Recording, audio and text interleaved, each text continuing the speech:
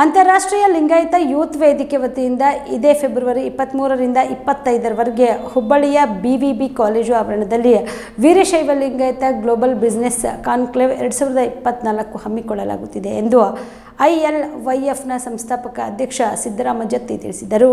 ಕಲಬುರಗಿಯ ಪತ್ರಿಕಾ ಭವನದಲ್ಲಿ ನಡೆದ ಸುದ್ದಿಗೋಷ್ಠಿಯನ್ನು ಉದ್ದೇಶಿಸಿ ಮಾತನಾಡಿದ ಅವರು, ಎಲ್ಲ ವೀರಶೈವ ಲಿಂಗಾಯತ ಉದ್ಯಮಿಗಳನ್ನು ಒಂದೇ ವೇದಿಕೆ ಅಡಿಯಲ್ಲಿ ತಂದು ಪರಸ್ಪರ ಸಹಾಯದಿಂದ ಬೆಳೆಯುವ ಸದಾವಕಾಶದಿಂದ ಈ ಕಾನ್ಕ್ಲೇವ್ ಆಯೋಜಿಸಲಾಗುತ್ತಿದೆ. ಕೇಂದ್ರ ಮತ್ತು ರಾಜ್ಯ ಸರ್ಕಾರಗಳು ನಮ್ಮ ನಿರ್ಣಯಗಳನ್ನು ಪ್ರಾಯೋಜಿತವಾಗಿ ಅನುಷ್ಠಾನಕ್ಕೆ ತರುವಂತೆ ಉಪಕ್ರಮಗಳನ್ನು ಅಭಿವೃದ್ಧಿಪಡಿಸಲು ಆರ್ಥಿಕ, ಕೈಗಾರಿಕಾ, ವ್ಯಾಪಾರ ಚಟುವಟಿಕೆಗಳನ್ನು ಸಕ್ರಿಯವಾಗಿ ಮುಂದುವರಿಸುವ ಕುರಿತು ಮಾರ್ಗೋಪಾಯಗಳನ್ನು ಕಂಡುಕೊಳ್ಳಲು ಒಟ್ಟಾಗಿ ಚರ್ಚಿಸುವುದು ಇದರ ಮಹಾನ್ ಉದ್ದೇಶವಾಗಿದೆ. ಕರ್ನಾಟಕ ಸರ್ಕಾರವು ಕಲ್ಪಿಸಿರುವ ಕ್ಲಸ್ಟರ್ ಆಧಾರಿತ ವಿಧಾನವನ್ನು ಕೈಗಾರಿಕೋದ್ಯಮಿಗಳು, ವ್ಯಾಪಾರಿಗಳು ಹಾಗೂ ರೈತ ಸಮುದಾಯವನ್ನು ಉತ್ತೇಜಿಸುವುದು, ಜಿಲ್ಲಾ ಮಟ್ಟದಲ್ಲಿ ಸ್ಮಾರ್ಟ್ ಆಪ್ ಘಟಕ ಬಲಪಡಿಸುವುದು, ಸಕ್ರಿಯ ಹಾಗೂ ಉದ್ದೇಶಿತ ಉದ್ಯಮಿಗಳಿಗೆ ಮಾರ್ಗದರ್ಶನ ನೀಡುವುದು, ತಂತ್ರಜ್ಞಾನ ಆಧಾರಿತ ಕೃಷಿ ಪರಿಹಾರಗಳನ್ನು ಅನ್ವಯಿಸುವುದು ಈ ಕಾನ್ಕ್ಲೇವ್ ಉದ್ದೇಶವಾಗಿದೆ ಎಂದು ಹೇಳಿದರು. ರಿಸರ್ಚ್ ಆ್ಯಂಡ್ ರಿಸೋರ್ಸ್ ಇನ್ಸ್ಟಿಟ್ಯೂಟ್ ಇಂದ ವೆಲ್ಫೇರ್ ಆಫ್ ಫಾರ್ಮರ್ಸ್ ಮಾಡಲಿಕ್ಕೆ ಕಮಲಾಪುರ ಹತ್ರ 60 ಎಕರೆ ಲ್ಯಾಂಡ್ ತೊಗೊಂಡು ಈಗ ಕೆಲಸ ಮಾಡ್ತಾ ಇದ್ದೀವಿ. ಈಗ ನಾನು ಎಲ್ಲ ಹಂತಗಳಲ್ಲಿ ಮನೆಯಲ್ಲಿ ಹುಟ್ಟಿದ್ರು ಒಕ್ಕಲ್ತನನೇ, ಓದಿದ್ರು ಒಕ್ಕಲ್ತನನೇ, ಪಾಲಿಸಿಗಳು ಮಾಡಿದ್ರು ಒಕ್ಕಲ್ತನದಲ್ಲೇ, ಸಂಸ್ಥೆಗಳು ನಡೆಸಿದ್ರು ಒಕ್ಕಲ್ತನದಲ್ಲಿ. ಈಗ ಮತ್ತೇನಂತಂದ್ರೆ ವಾಪಸ್ ಮುಂದಕ್ಕೆ ಬಂದು ನಾವು ರೈತರಿಗೆ ದಾರಿ ತೋರಿಸ್ಬೋದನ್ನೋದ್ರ ಬಗ್ಗೆ ಕೆಲಸ ಮಾಡ್ತಾ ಇದ್ದೀವಿ.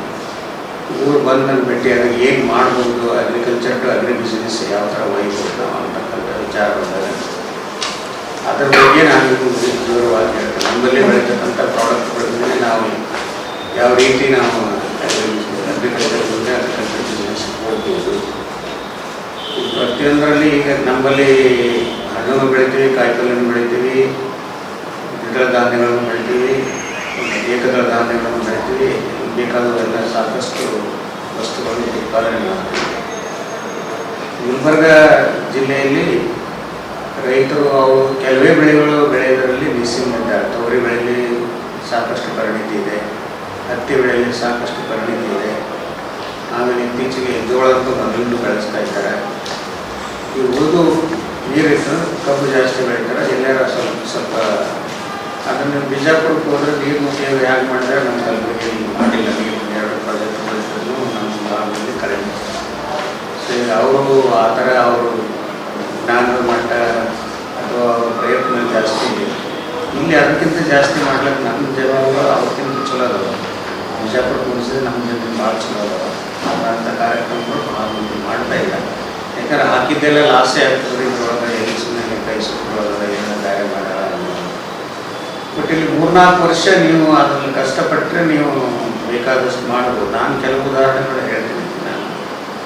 ನೀವು ಕಬ್ಬಿನಲ್ಲಿ ನಾವು ನಮ್ಮದೊಂದು ಅಗ್ರಿ ಇನ್ನೋವೇಟ್ ಅಂತ ಡೆಲ್ಲಿಯಲ್ಲಿ ಒಂದು ಸ್ಪೆಷಲ್ ವಿಂಗ್ ಇದೆ. ಅಲ್ಲಿ ಒಂದು ಬೆಳೆಯಿಂದ ಏನೇನು ನೀವು ಪ್ರಾಡಕ್ಟ್ಗಳು ಮಾಡ್ಬೋದು ಅದರ ಬಗ್ಗೆ ಸಾಕಷ್ಟು ವಿವರವಾಗಿ ಸಂಶೋಧನೆ. ಕಬ್ಬಿನಲ್ಲಿ ಸುಮಾರು 30 ಪ್ರಾಡಕ್ಟ್ ಮಾಡ್ಬೋದು ನಾವು. ಇವನ್ ನೀವು ಹಾಲು ಹೆಂಗೆ ಪ್ಯಾಕ್ ಮಾಡಿ 6 ತಿಂಗಳ ತನಕ ಎಲ್ಲ ಇರ್ತಕ್ಕಂಥ ಸ್ಟೋರೇಜ್ ಟೆಕ್ನಾಲಜಿ ಕಬ್ಬಿಗೆ ಮಾಡ್ಬೋದು. ಈ ಕಬ್ಬು ಸಾಕಷ್ಟು ಬೆಳೀತಾರೆ. ಇಲ್ಲಿ 10 ವರ್ಷದಿಂದ 2500 ರೇಟಿಂದ 2500 ಫ್ಯಾಕ್ಟ್ರಿ ತಡ ಮಾಡ್ಬೋದು. ಬಟ್ ಇವನ್ನೆಲ್ಲ ಹೋಗಲಾಡಿಸ್ಲಿಕ್ಕೆ ವಿದ್ಯಾವಂತರು ಒಕ್ಕಲ್ತನಕ್ಕೆ ಬಂದರೆ ಮಾತ್ರ ಸಾಧ್ಯತೆ ಇದೆ. ಈಗ ಅದನ್ನು ನೀವು ಬಿಜಾಪುರದಲ್ಲಿ ದಾಳಿಂಬೆ ಬೆಳೆದ್ರು ಅವ್ರು ನಮಗಿಂತ ಚಲೋ. ಅವ್ರು ದಾಳಿಂಬೆ ಕಲ್ಕತ್ತಾ ಓದಿನಿಂದ ಮಾರ್ತಾರೆ.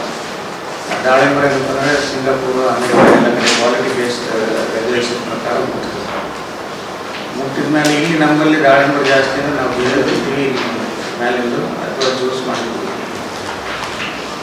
ಅದನ್ನು ನೀವು ವೈಜ್ಞಾನಿಕವಾಗಿ ಅದನ್ನು ಶೇಖರಣೆ ಮಾಡಿ ಚೆನ್ನಾಗಿ ಇರಬೇಕಂದ್ರೆ ಹಾರ್ವೆಸ್ಟ್ ಮಾಡೋದು ಎಲ್ಲ ಸೈಂಟಿಫಿಕ್ ಟೆಕ್ನಾಲಜಿ ಮಾಡಿದ್ರೆ ಊರು ಬಿಟ್ಟು ತಂದರೆ ಅದು ರೇಟ್ ಹೆಚ್ಚಾಗ್ತದೆ. ಕಾಮರೆಡ್ಡಿ ಆರ್ಥೋ ಮತ್ತು ಟ್ರಾಮಾ ಕೇರ್ ಆಸ್ಪತ್ರೆ ಕಲಬುರಗಿ.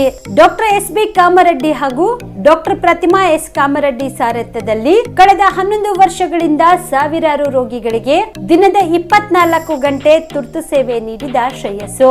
ಆರ್ಥೋ ಚಿಕಿತ್ಸೆಗೆ ನುರಿತ ವೈದ್ಯರ ತಂಡ, neuro surgery, joint replacement surgery, interventional pain clinic, plastic surgery, facial maxillo surgery, ದಿನದ 24 ಗಂಟೆ ಲ್ಯಾಬ್ ಸೌಲಭ್ಯ, ದಿನದ 24 ಗಂಟೆ ಮೆಡಿಕಲ್ ಸೌಲಭ್ಯ, ಡಿಜಿಟಲ್ ಎಕ್ಸ್ರೇ, ದಿನದ 24 ಗಂಟೆ ಬ್ಲಡ್ ಬ್ಯಾಂಕ್ ಸರ್ವಿಸ್, ದಿನದ 24 ಗಂಟೆ ಆಂಬ್ಯುಲೆನ್ಸ್ ಸೌಲಭ್ಯ.